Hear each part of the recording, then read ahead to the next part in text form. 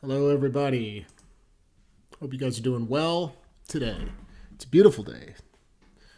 I want to take a minute and talk about Charlie Musselwhite. He's one of my favorite players, and talk a little bit about Third Position and his song, or at least the cover that he did of Christo Redemptor. Christo Redemptor, what a cool version that he captured. First in 67 and then again in 69. Just really awesome. And the first time he released it off of Stand Back, it was just like a 3-minute version of this song, which was great. But in my opinion, the extended version that he released on Tennessee Woman in '69 is just awesome. It's just it really, I love everything about it, and I'm excited to do a class on Saturday covering the first 2 minutes of that song, covering some scale work, and then talking about the way that Charlie Musselwhite moves around and trying to grab some of his ideas, his phrasing, and see what can be worked out. The song was first written by Duke Pierce. It was written by Duke Pearson and first recorded by Donald Byrd, and this would have been in '64. Today, I spent a little bit of time listening to the original. Trumpet player Donald Byrd is killer. I had not spent a lot of time. I heard it like in once or twice, but I never really sat down and listened. Like really tried to, you know what I mean? Like really tried to have a moment and see what the Charlie's interpretation was of this song. And it's a hauntingly beautiful melody. So step one is if you want to start getting into Third Position, song studies are a great way to do it. I would spend some time with the scale work. You know, have some fun playing Third Position scale. The blues scale and the minor pentatonic.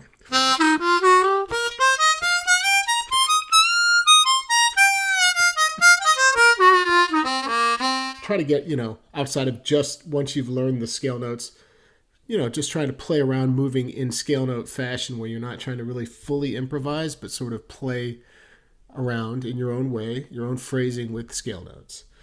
So we'll do that in class, but get to know that and then listen to the versions of the song that have been recorded by different artists. I think it's a wonderful way to really get a full picture of various interpretations and how they mold the end result of both the melody and the whole feel of the song.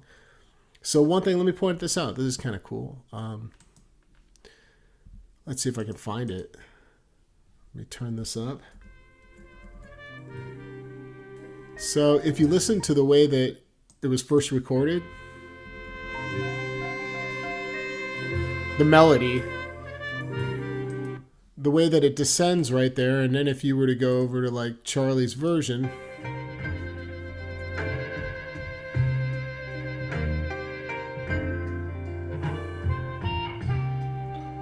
you'll notice that Charlie adds a note. Just something to kind of pick up on. And I think that these little differences help an artist sort of own their interpretation of the song that they're recording or performing. Charlie's got some great phrasing. In the solo, it almost reminds me of some of Butterfield's movements and phrasing off the one blow, one draw. Things like that. I also like the way he's really comfortable. He has no problem using that half step bend in third. And I love using this note when I'm improvising. It's not a scale note, but it is a really cool note to bring in. And Charlie's way, I think maybe, let me slow down. The first two CDs I found of Charlie's were the Harmonica According to Charlie Musselwhite and Ace of Harps. And so I still love these CDs. They're great CDs to check out. I didn't find Tennessee Woman, Stand Back until later, and the other CDs, but I lived with those two CDs for a while, and it gave me a really good understanding of the way that he moves when he's improvising. There's a lot of fluidity, and there's a lot of use of just sort of many notes within a whole and adjacent whole work where he's not jumping a lot. He brings in the octaves beautifully in this song. There's a tiny portion where he's using the octaves up top. And yeah, I see the comments. Yeah, he is a living legend. He's I mean, I don't know. I can't think off the top of my head who's left of the living legends, but he's like one of the serious OGs that's in the game that's still out there doing his thing. And he's not a young guy anymore, but he's an incredible human being, and he's a gentleman. Every interaction I've ever had with him has been just incredible. It's just a super down to earth person. So I'm psyched to get into this and share. Like, let me give you let me just give away at 7 minutes or so into the extended version, like that. There's that riff. There it is. I found it. 709.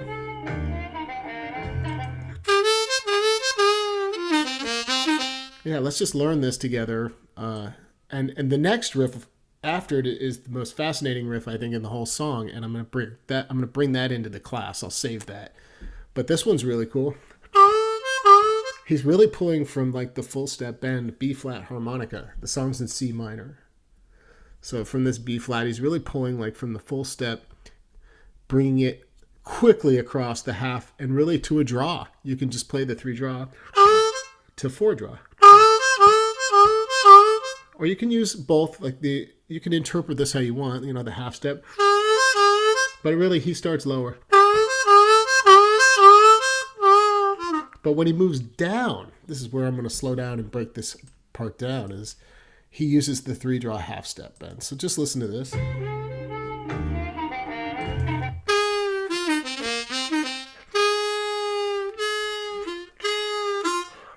If you're gentle enough with your breath and you get that 3 draw half step bend and go right to 2 draw, he is moving in pitch down. He's going, but he's not really going to sustain or go hang out on the full step. It's really a half step thing, 3 to 2 draw.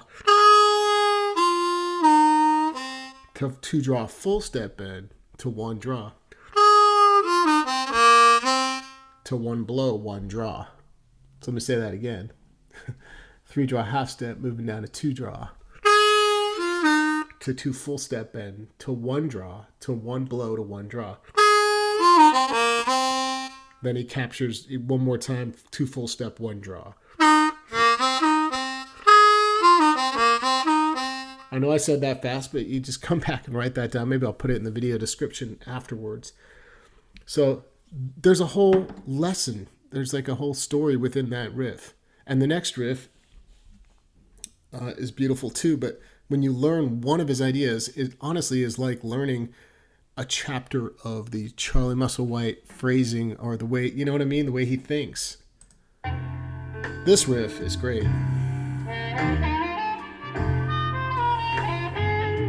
We're going to learn that in class. And I love that there's some imperfections, almost like a reed was hesitating, but it kind of made for interesting phrasing off that 4 blow. There's just some, and he's this king of sort of living in between, not heading right to the resolve and going to like the 1 draw or the 4 draw. He's great at creating tension and living in these spots of like 3 draw half step bend and just not resolving an idea and moving around and constantly building tension, but eventually bringing in, the root notes and part of the melody that helps you connect it back to the feel of more traditional, for lack of a better way of saying it, more traditional 3rd position phrasing. Does anybody else like hear a little pinch of that sort of Paul Butterfield, like they must have hung out, and I know they did. There's pictures of them hanging out. But like there's some shared ideas going on, especially when you think of that.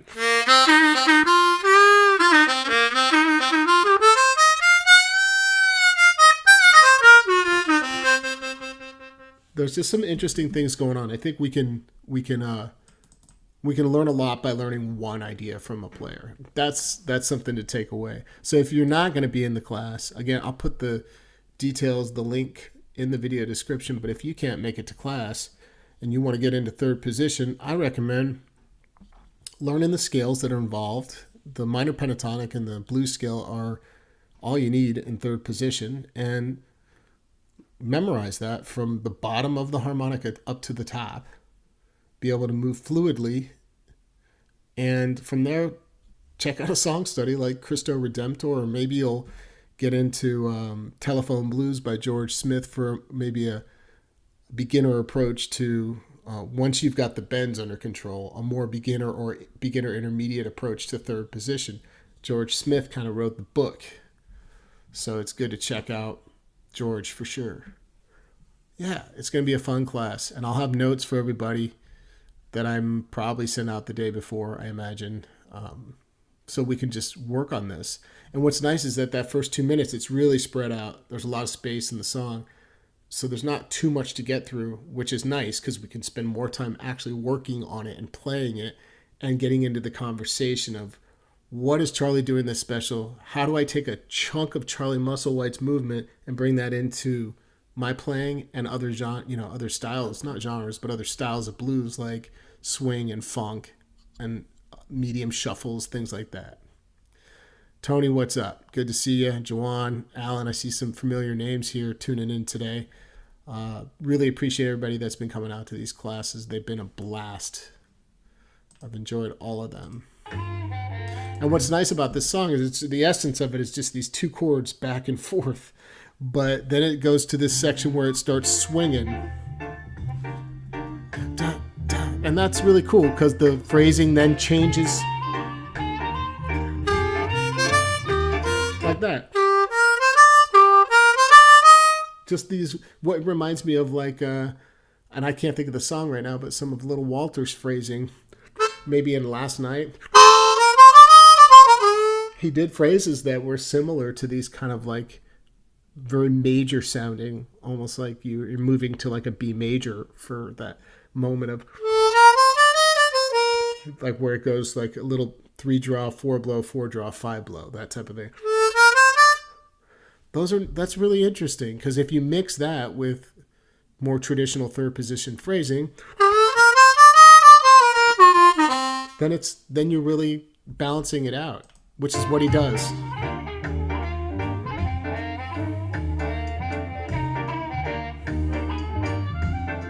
I mean, to me, Charlie has got to be one of my favorite players. I certainly listened to a lot more Charlie Musselwhite over the years than I ever did Paul Butterfield. No offense to Paul. I love Paul's playing.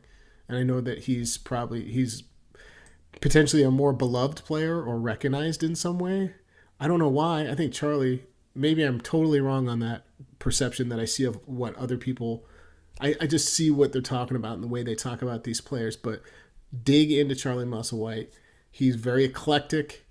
I want to say he's recorded some great Brazilian music and just some very interesting Cuban, maybe it's Cuban music that I'm thinking of. Alternate position work. The guy doesn't just stick in first, second, and third. So check it out.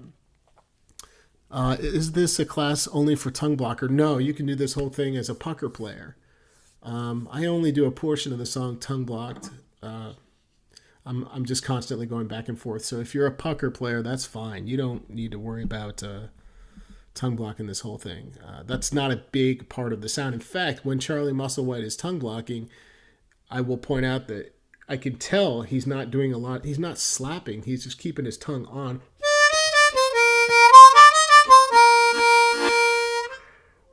There's a specific phrase, in fact, but you get the idea. It's not about tongue blocking. That's not an important part. You don't have to do that. What part am I thinking of? You could just hear that his tongue, when it is on the harp, it sort of stays planted. It's not going, he's not slapping it on there. He's not doing a ton of fluttering. He's focusing on a lot of single notes and I guess these dirty notes, that 4/5 draw area. It's beautiful. So check it out. And make sure you're paying attention to what you're listening to. Again, the extended version is the version I'm talking about. I'll link it in the description. What else can I tell you? Learn that scale.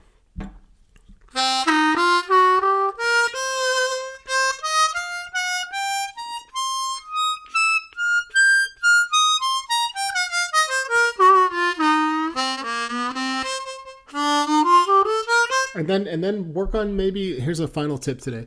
Maybe take a minute and work on trying to play starting on different holes. I've said this before, but it's kind of a different approach. Like, think scale notes only once you got the scale written out, and maybe start trying to make them little movements from one, then from two blow, then three blow, all blow notes, and keep doing that.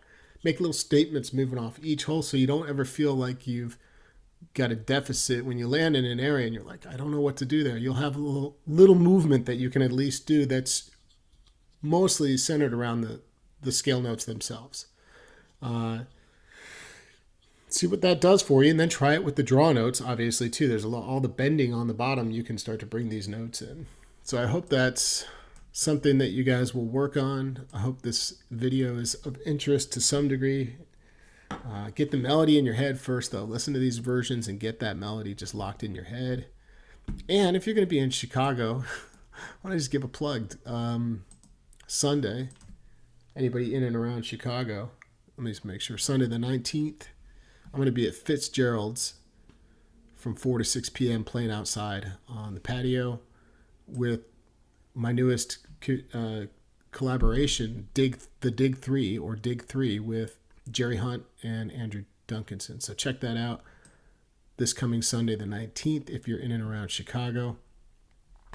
What else? What else is going on? Oh, I've got some great news on upcoming artists happening in future classes and Global Blues Harmonica Summits. I'm in talks, like I mentioned. I'm sure many of you missed this, so I'll just mention it. Peter Madcat Ruth and Paul Lamb. How many of you guys are fans of Paul Lamb? Out of the UK. Paul is a wonderful traditional rooted blues harp player. Focuses on Sonny Terry, Big Walter. He's got all of the traditional sounds down, and he does upload quite a few Sonny Terry videos. So he's going to come in and share some great stuff coming up at the end of the year this year, and that's what's going on. When am I coming for a Colorado visit?